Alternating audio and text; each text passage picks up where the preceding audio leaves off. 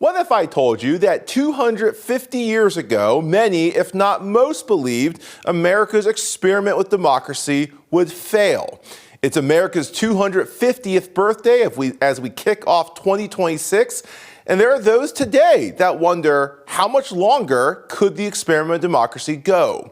So what is so significant about America's 250th birthday? What is the Declaration of Independence? What is the republic that it ultimately led to? And where should America go in its next 250 years? We're joined by Dr. Adam Carrington of Ashland University and the Ashbrook Center in Ohio to break down those questions and more. That's all coming up right here, right now. I'm Sam Chen, and this is Face the Issues.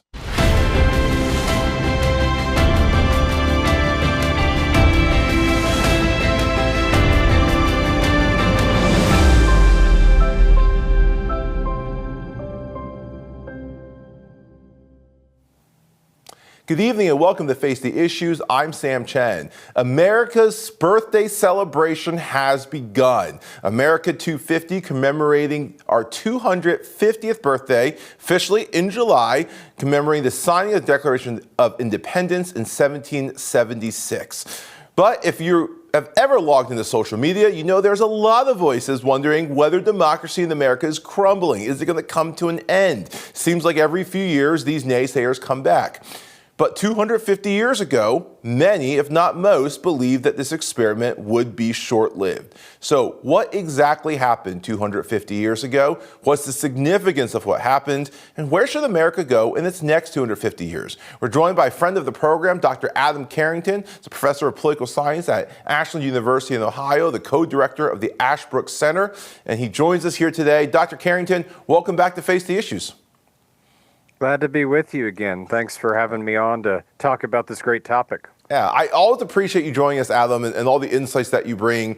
Not going through a Supreme Court case today, but an incredibly important topic, 250 years of the United States of America. Honestly, in the grand scheme of things, we're still teenagers compared to the rest of the world. We're still a very young country. But let's go back to 1776 and the signing of the Declaration of Independence. Start us off here with what was so significant about what those colonists did in 1776.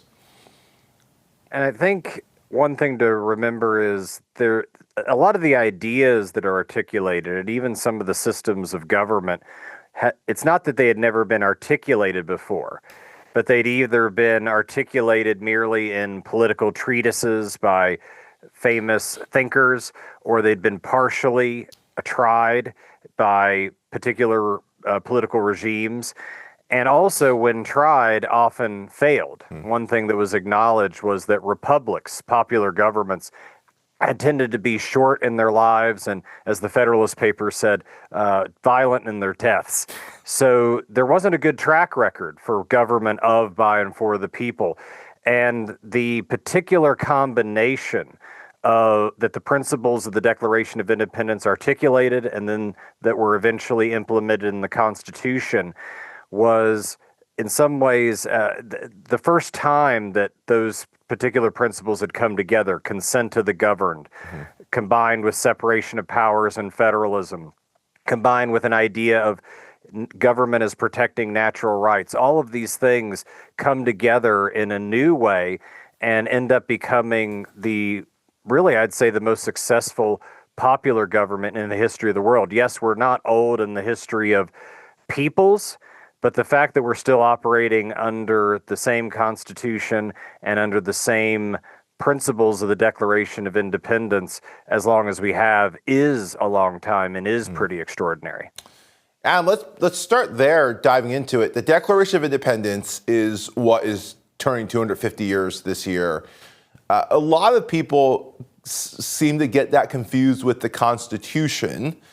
Walk us through the differences between them. The Constitution doesn't come around until 1787.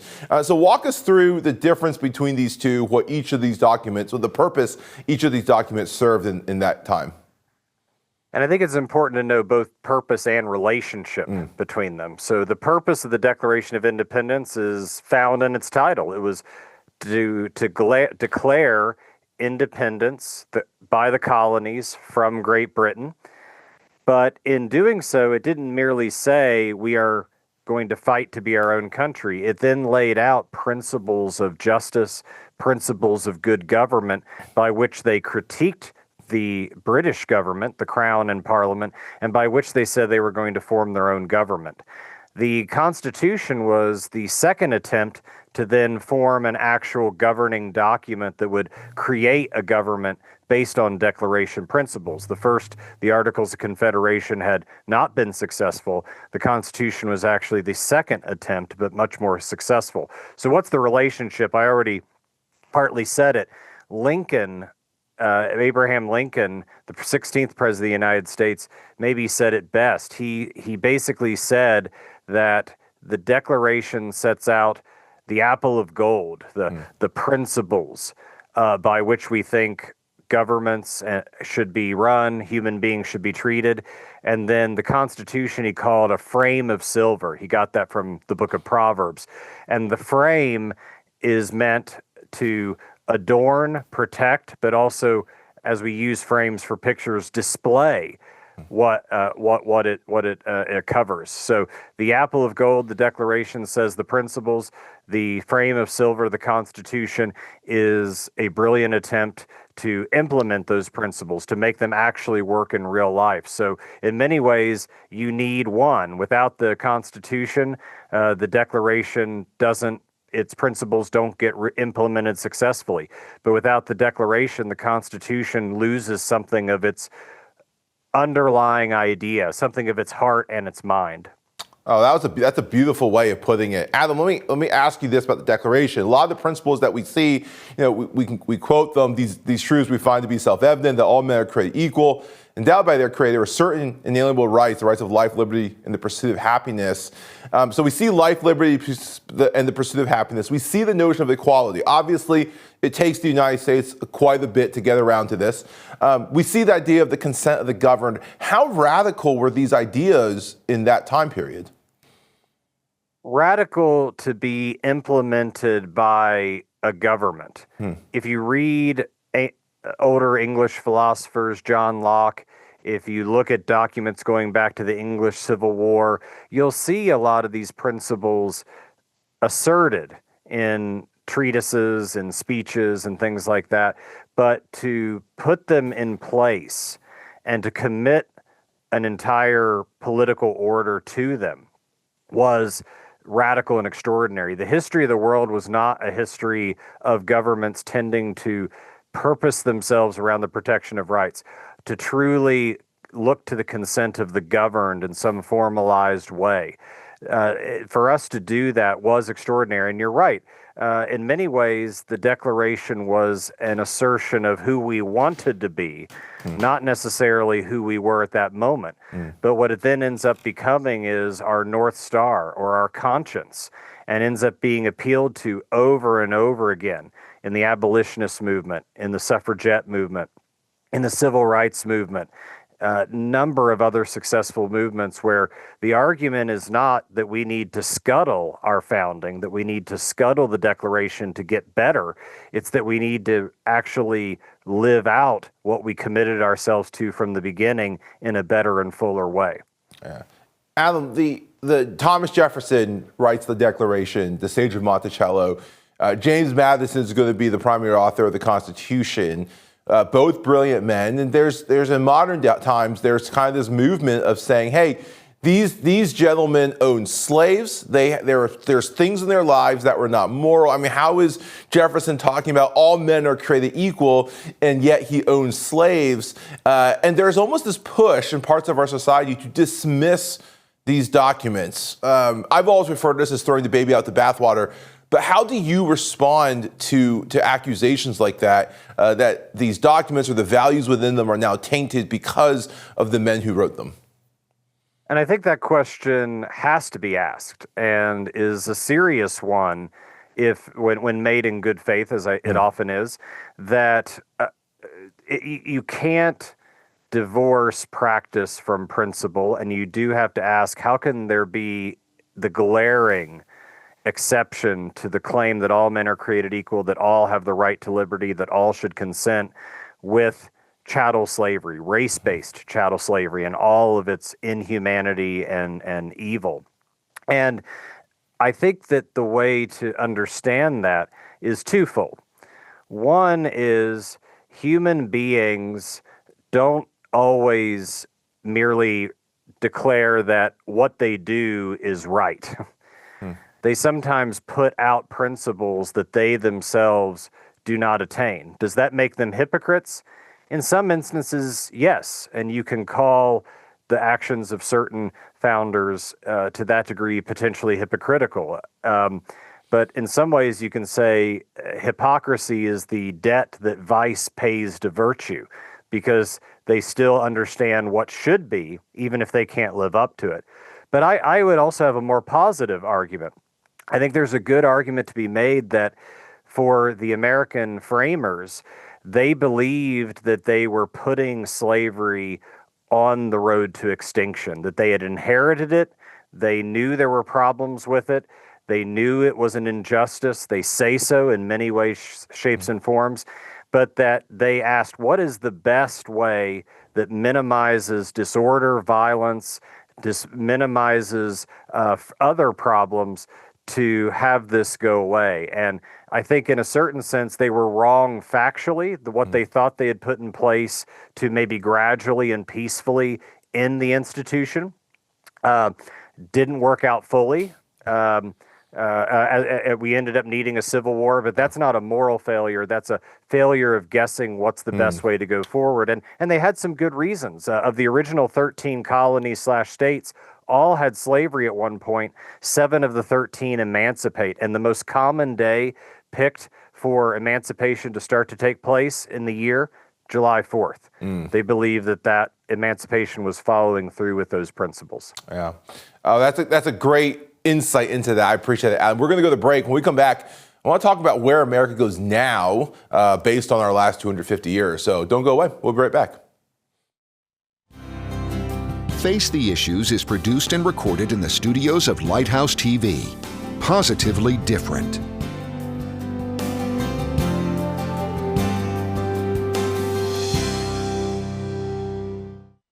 Watch Lighthouse TV wherever you go.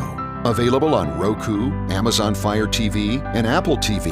You can view our in-house studio productions on demand, or watch what's on the station right now with our 24/7 live stream. Search Lighthouse TV online on your streaming device, or go to our website lighthousetv.org for more information. Lighthouse TV. Positively different.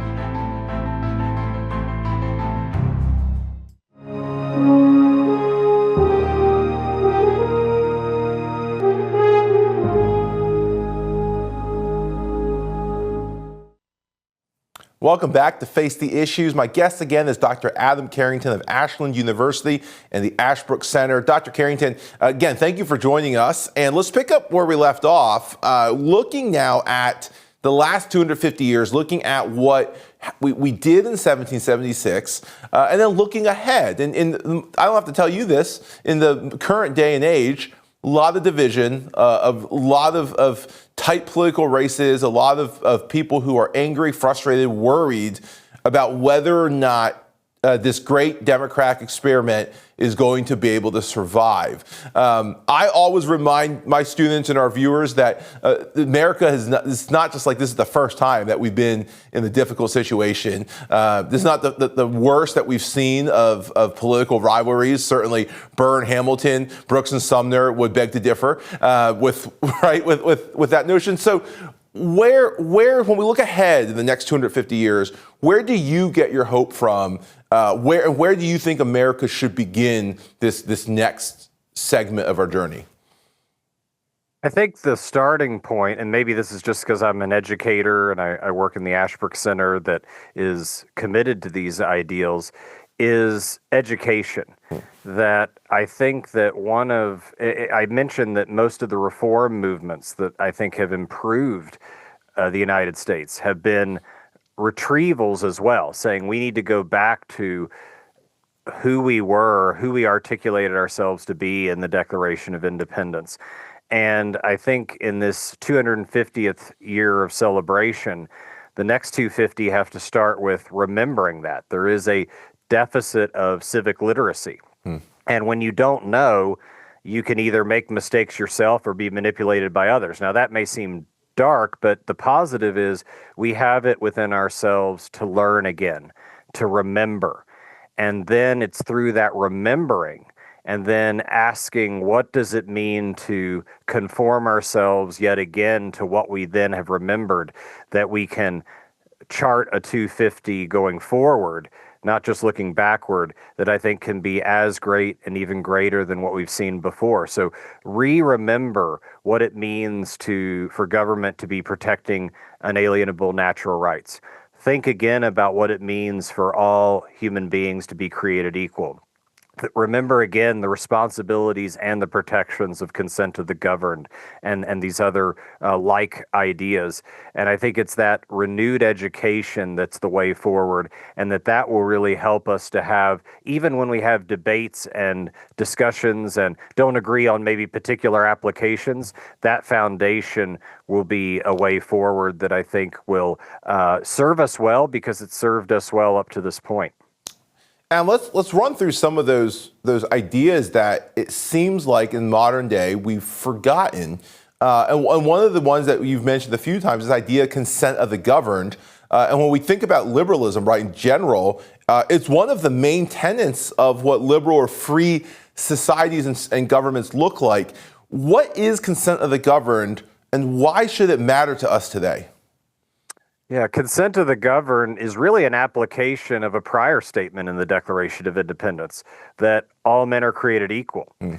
If human beings were not equal, then the unequally superior would naturally have the power to rule over, dominate, dictate to those that were inferior to them, and would not have to ask their permission to be able to do so. But human equality, if we really believe in it, raises the question, how do you get rule? How do you get laws? How do you get a legitimate authority among equals? And there's no other legitimate way among equals than for the people involved to consent to the process, consent to the choosing, and then consent to the results of leaders and laws that come from it. And yes, any government that either overtly or covertly undermines that consent of the governed is running away from those Declaration principles. When you look at where America is now, is there a worry that we as a country or parts of our government or elected officials may be inching away from consent of the governed? I think one place to look at this, and there's been a lot of concern about this, would be the bureaucracy, what's called the administrative state. And I don't want to say, and I'm not saying that there aren't hardworking people in those areas that aren't trying to do well and do the best they can for their country. But the way the system was developed in the 20th into the 21st century was one where it became a sort of fourth branch of government, distinct from and separated off from the consent of the governed. And that was meant to make it less political. Well, human beings are inherently political, and I think that we don't want them to not do their jobs well, but to bring them back under the responsibility of the elected branches, or more closely under that responsibility, so that therefore we can assess and give our approval or disapproval to their general job in a more effective way. Again, whether they're following left-leaning, right-leaning, down-the-middle policies, that's not the question. It's their connection to the consent that we are supposed to give as the ultimate human ruler in this system. And to your point, Adam, as Congress gets more and more concerned with holding their seats, they've been punting in the last 20 years more and more of their legislative responsibility to these what we call these alphabet soup agencies, the bureaucracy, where the bureaucracy traditionally is supposed to make rules, and now they're making rules that essentially become laws because Congress, the elected legislator, is afraid to make difficult decisions. How much of this is there a sense here where Congress needs to return to being Congress? I think Congress is the main culprit in this story.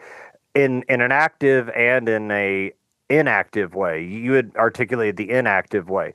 Something I think that our founders really didn't anticipate was the idea that instead of always trying to grab more power, particular officials and the institutions they inhabited may want to actually give it away so that they didn't have to hold as much responsibility. And that is how the bureaucracy, one way it's gotten as powerful as it's gotten. The other is that Congress wanted certain things done and didn't want the president to have the control over it because the president was a competitor branch. This even happened in the New Deal. Democratic Congress is not giving FDR, of all people, as much control as he thought he should have. So again, I think this is sort of asking how the Constitution plays in the essential nature of not just consent to the governed, but separation of powers to make this kind of rule effective and to keep it truly a government of, by, and for the people. Yeah. And when you think, I mean, you talked about education, when you think about the next 250 years and how politically divided we are now, are you more optimistic or pessimistic about this experiment in democracy? Short term, I'll admit, maybe more on the pessimistic side. I see what you're referring to, and what I know people watching are familiar with: the partisan rancor, the lack of knowledge of the underlying principles, and even commitment to them in some instances. But I also have seen, as you said, the resiliency of the American people, and I've seen the resiliency historically of the American mind, of the Declaration's principles, and that we even follow them sometimes when we don't realize it.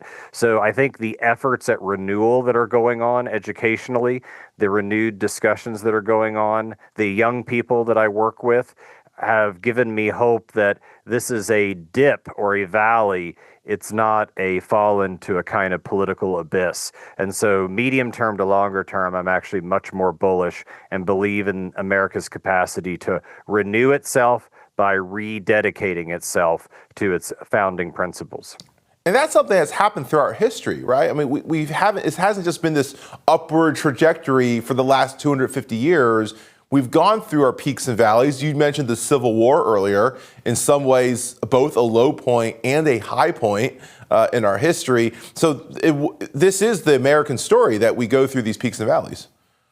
Exactly. That we have in a way, a fixed goal, but as human beings, we're imperfect in how we go for it. We make mistakes. Mm-hmm. Some of them are intellectual. Some of them are moral failures. And we can look at the Jim Crow era as another example. We can look at some of the relationships that have festered in other eras of our history. But again and again, the calling back to these principles has been a point of renewal. MLK Jr. articulated not that we need it to realize the idea of civil rights for African Americans. He didn't say we needed to scuttle the Declaration. He says we need to live out the true meaning of our creed, and then he quotes the Declaration of Independence. So sometimes even at our lowest moments, it's the beginning of the renewal and even the moment we're about to achieve a new height, a new realization, a better fidelity to those principles. I think that's a great word to end on. Adam, don't go away. We'll be right back. Watch Lighthouse TV wherever you go. Available on Roku, Amazon Fire TV, and Apple TV. You can view our in-house studio productions on demand, or watch what's on the station right now with our 24/7 live stream. Search Lighthouse TV online on your streaming device, or go to our website for more information. Visit lighthousetv.org to stay connected. There you can find out what's currently on the air and coming up, how to watch in your area on cable, satellite, broadcast, or streaming devices. Watch past programs or our live stream. Follow us on social media and learn more about the station, our hosts, and our programming. Lighthouse TV, positively different.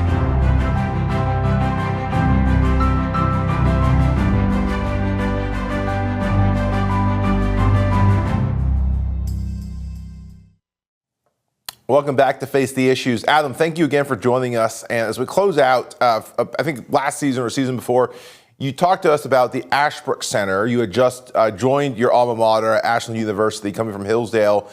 And you're talking to us a little bit about the work the Ashbrook Center is doing. Now we are in America's 250th year. What are some of these educational things that you and your center are looking to do as we celebrate America's 250? Yeah, and we have a great leader in Jeff Sakenga. He's the executive director, and I help as a co-director under it in the Scholar program. And some of the things that we're doing is we have a great website that's been around for a while, but we are renewing parts of it called Teaching American History. You can find it if you do a Google search on it. It has lots and lots of primary documents. We really like to focus on reading what these men and women thought and did themselves as opposed to textbooks. We have one-day seminars that are being done across the country for teachers, but also just Americans that want to focus on a particular topic across American history or American politics.